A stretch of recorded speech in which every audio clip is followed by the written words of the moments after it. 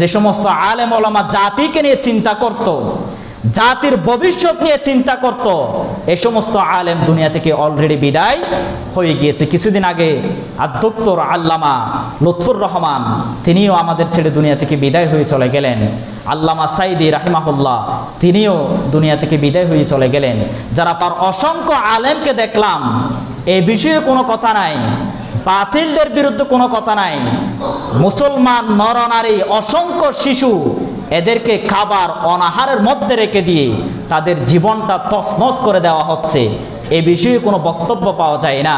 এ বিষয়ে কোনো বক্তব্য না দিয়ে তারা নিজেরাই বিভিন্ন ধরনের তারাবির নামাজ 8 রাকাত নাকি 10 রাকাত এগুলো নিয়ে বাড়াবাড়ি তর্ক বিতর্ক ডিবেট নিয়ে তারা চিন্তায় নিমজ্জিত হয়ে গিয়েছে।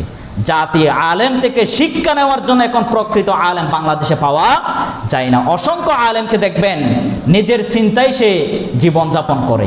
অন্য মুসলমানদের উপর কি হাল, অন্যান্য মুসলমানদের উপর কি কারবালা চলছে, এ বিষয়ে তাদের কোনো মাথা ব্যথা নাই।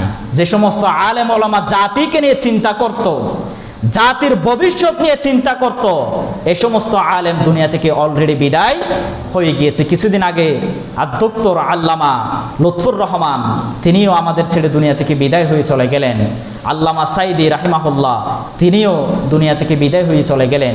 যারা প্রকৃত আলেম, যারা জাতিকে নিয়ে চিন্তা করত, তারা দুনিয়া থেকে বিদায় হয়ে গেল।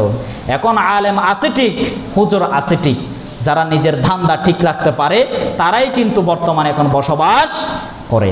এজন্য আলেম ওলামা সচেতন হয়ে ঐক্যবদ্ধ হয়ে বাতিলদের বিরুদ্ধে যদি আমরা সোচ্চার হতে পারি, তাহলে দেখবেন গোটা বিশ্বে মুসলমানদেরকে তারা সম্মাননা দিয়ে গোটা পৃথিবীর মধ্যে মুসলমানদেরকে অগ্রাধিকার দিতে বাধ্য থাকবে ইনশাআল্লাহ।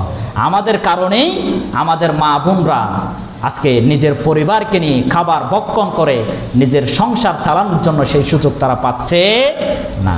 এজন্য রোজা থেকে শিক্ষা নেন। 1 নাম্বার নিজের